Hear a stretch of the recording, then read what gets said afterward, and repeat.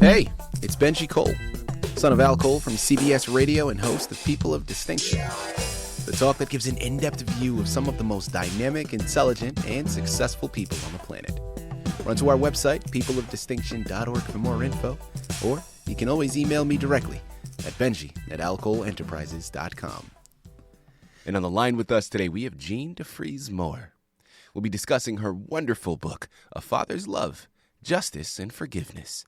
Available for purchase through Amazon, BarnesandNoble.com. But guys, listen, if you want to gather everything that Jean has to offer, do yourself a favor and head directly to her personal site. And that's JeanDeFreeseMoore.com. There, not only will you find more information on her, you find more information on this fantastic narrative, as well as find more information on the other books that she's written, as well as find hyperlinks set up to take you to the purchasing pages. So one more time, that's JeanDeFreeseMoore.com. Guys, and I will say that Jean was brought to our network, People of Distinction, today by some of the best movers in the business. Good River Print and Media Publishing. So if you have a book that you'd like moved, well, do yourself a favor and contact Good River. You can find out more information on them at goodriverprintandmedia.com. So without further ado, let's jump right in. Jean, first and foremost, welcome to People of Distinction, and thank you so much for being a guest. How are you?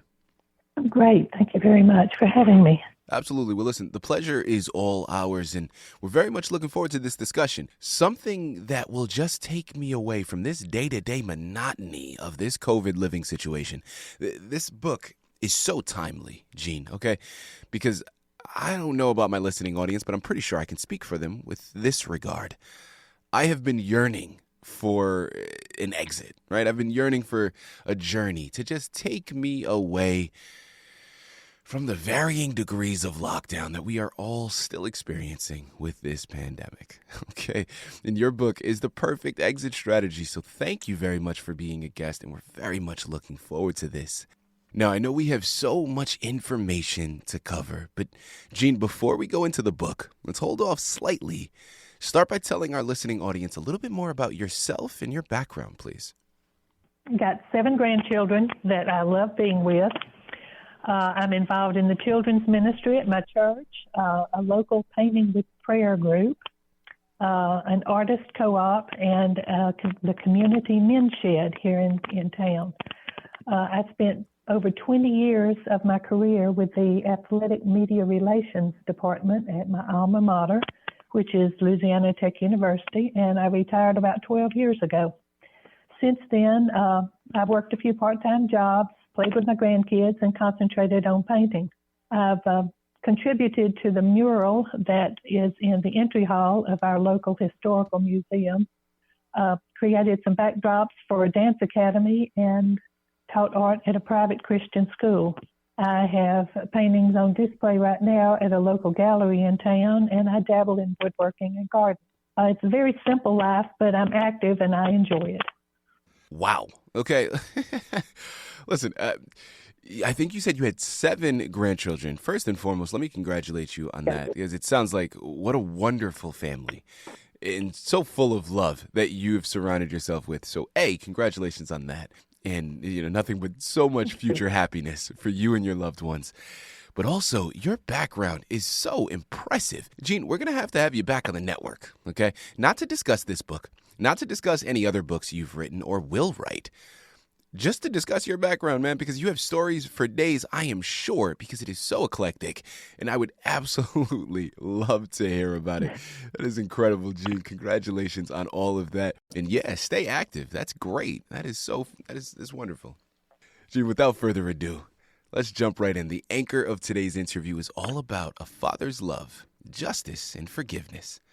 Talk to us a little bit more about your book. Well, it began as a homeschool project with my 13-year-old granddaughter that lives in another state. We were writing stories back and forth to each other and emailing them, and we'd call and talk about them. Mm-hmm. I wrote this one story, and I could not find an ending to it. So I just dropped it, and we forgot about it, and it sat on my computer for 2 years. Then one day I was driving in my car, just checking down the road, and God said, finish the story, I'm going to give you the ending. And that story became the first book of Father's Love, Faith, and Family. Now, my grandson read it, my 10-year-old grandson read it, and he told me the story it just had to continue. So in talking with him about the story and about what could happen as a continuation of the story, that's how this book, Justice and Forgiveness, came to be. Basically started with, like I said, with our conversation, and then I was thinking about my family history, which I had written a family history previously, so I knew some things that might have happened in this time period. And just briefly, I'm going to tell you the story of my great-grandfather, my great-grandparents. Mm-hmm. I don't want to go real deep into it, but I did take a lot of what happened in the story from their story. My great-grandmother was sold by her father as a bondservant at age 13 because he didn't have the money to support his family. The man that bought her raped her, and when her time serving this man was up, she married my great-grandfather, who took this child as his own and raised it along with the children that they had. He studied engineering through correspondence and went from being a factory worker to building the first ice houses in the state where they lived. My great-grandmother died, and my great-grandfather remarried a woman who had already been married 4 times and had lost 4 husbands. Her second husband was an FBI agent during the formative years of the agency, and he disappeared while undercover and was never heard from again. Then my great-grandfather takes in this woman, he marries her and takes in her children also, and ended up raising 13 children in all.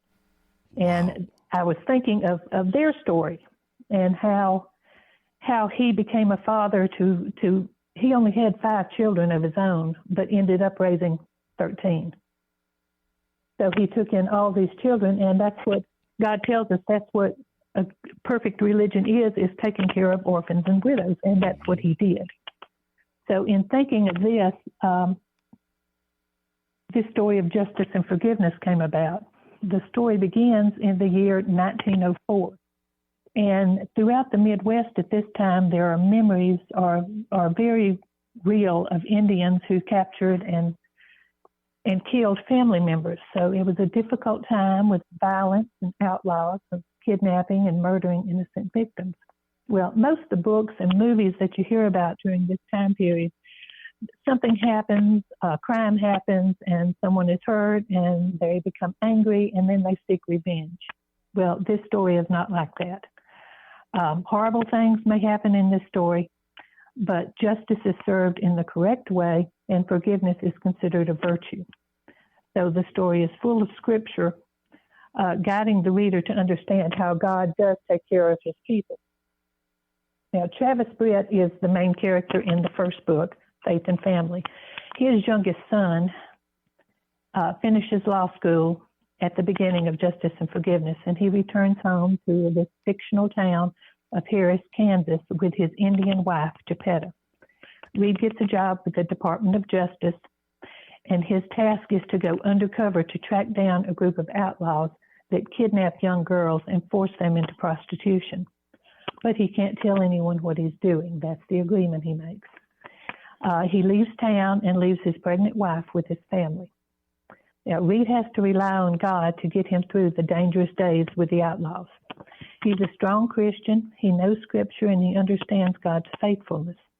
So as he climbs higher and higher within the criminals' organization, Reed is only supposed to observe and remember. That's his job. But he takes it upon himself to rescue some of the girls. And then the outlaws discover that he's the law, and he disappears.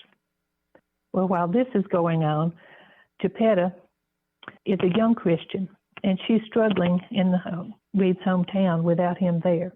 She's ostracized by the town because she's an Indian. Then she is attacked, and when Reed doesn't come home to see about her after she's attacked, she feels like he doesn't love her anymore and decides to return to her family on the reservation. She leaves without telling anyone, and Reed's father, Travis, goes in search of her. The family doesn't know how to contact either one of them or know where either one of them is.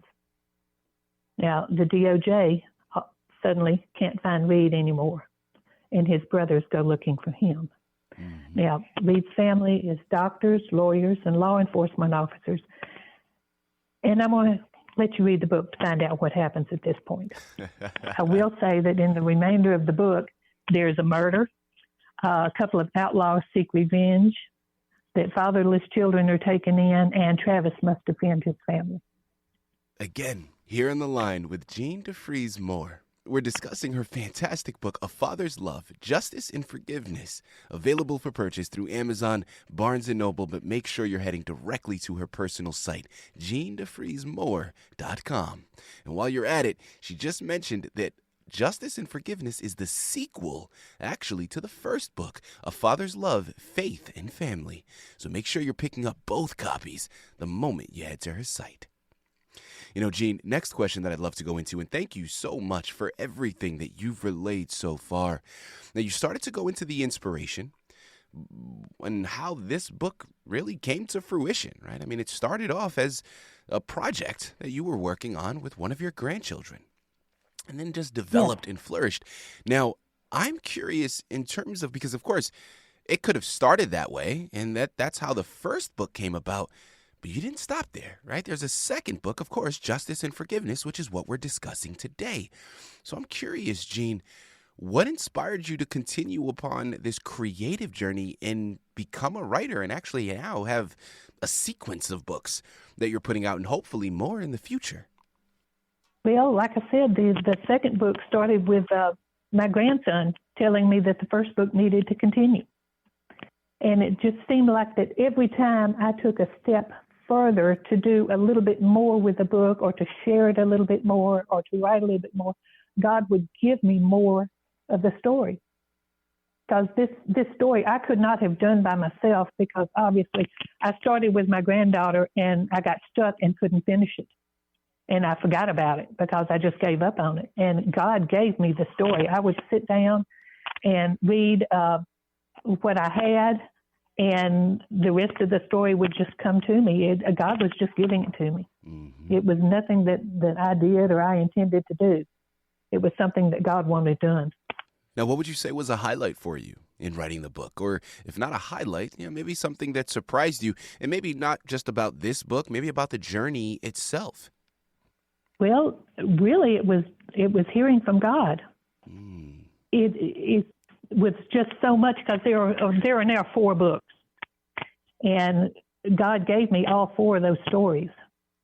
And it was like he took the first book and he just continued with that same family for 4 books, and that was just amazing to hear from God that much over one thing, over one subject. So you said that there are 4 books in totality. So there's 2 others after Justice and Forgiveness. Have they been published yet? Are they still in creation? The third book is A Father's Love, Joyous Hope, and it actually showed up on Amazon for the first time yesterday. The fourth one is A Father's Love, Sacrifice and Service, and it will probably be available in the next few months, because it's not far behind number 3. There you have it. There you have it. Guys, listen, it just keeps on going, okay? Do yourself a favor. Head on over there and pick up your copies today. You surely will not be disappointed. You know, Jean, as we start to close out of this wonderful interview, being an artist myself, I love having this platform to be able to pay it forward to other artists out there listening in. Now, in this instance, other writers out there listening in. Now, you are someone that has been through the process, Jean. You've not only created your narrative and pieced the story together, but you've also taken a step further and actually gotten your books published. And anybody that has been through that process understands that writing the book is only half the battle. So since we have you here on the line, Jean, I would be doing my listening audience a severe disservice if I didn't ask this next question. What would be some advice, some words of wisdom that you'd be able to relay to a listening audience member, a new writer, someone just starting out in this industry? What would you like to tell them? Just keep going. Just keep pushing forward and keep writing. and wait for what comes, and be ready for it, because you will be surprised. There you have it. There you have it. Short, sweet, to the point, and so powerful. Guys, just keep going, right? It reminds me of one of my favorite movies, Finding Nemo, and the common saying that just keep swimming, right? Just keep swimming. Guys, listen, we know that when you get to a certain point in life, as much as we would like to avoid it, adversity is part of life. We can't avoid it, right? No matter who you are, no matter what your background, no matter what your financial income, I promise you, you will have obstacles that you need to work through. That is just part of life. The important thing is, as Gene said, just keep going. Now, of course, with writing, just keep writing. You may hit a roadblock. Something may come up where it's difficult for you to write, or maybe you're second guessing yourself, whatever the case may be. Guys, I promise you, if you just keep putting that pen to the pad and pushing through, just because you put something down doesn't mean you have to keep it. You can come back and you can edit it later. Just keep writing. And if you're not a writer, take these words of wisdom, implement it in your day-to-day life, and just keep going. It works the same way, no matter what obstacle is in your way. If you just keep going, and with God's help and assistance, you'll be pretty good in the end, I promise you. It may not seem like it in the moment, but you work through it, and I promise you it'll all work out in the end. I absolutely love that. I know you do as well. And guys, I'm going to say it for you one more time, even though I know I don't have to. Here on the line with Jean DeFreese Moore. We just finished discussing her wonderful books, A Father's Love, Justice and Forgiveness, which again is the sequel to A Father's Love, Faith and Family. The third in the series just got put out yesterday, so make sure you're heading on over there and you're getting that. But look into her website, jeandefreesemore.com, frequently to get the fourth book in the series, which is in the latter stages of publication at the moment. A great journey for you to embark upon yourself, but a fantastic gift for you to get for someone else. So make sure you're heading on over there. You're picking up copies as soon as you can. Jean, this has been an absolute pleasure. Thank you once again for being a guest with us today on People of Distinction. Thank you for having me.